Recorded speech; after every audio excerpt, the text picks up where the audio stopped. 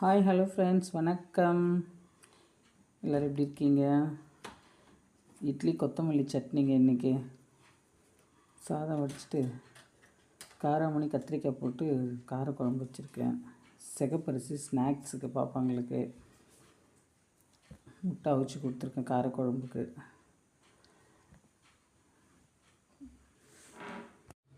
எல்லாம் ரெடி பண்ணிவிட்டு சட்னி அரைக்க கரண்ட் இல்லை, தேங்காய் துருவி போடுறதுக்கும் இல்லாத போச்சுங்க. ஐயோ என்ன பண்ணுறதுனான்னு லாஸ்ட் மினிட்ங்க. பாப்பா வெளில கிளம்ப போகிறாங்க, அந்த டைமில் கரண்ட் வந்துச்சு. கிட்டக்கிட்ட அப்படியே மிக்ஸி போட்டு இப்படியே ஓரளவுக்கு அப்படியே மேனேஜ் பண்ணி கொடுத்தாச்சுங்க. மழை இல்லை காலையில், பட்டுன்னு கரண்ட் ஆஃப் ஆகிடுச்சு.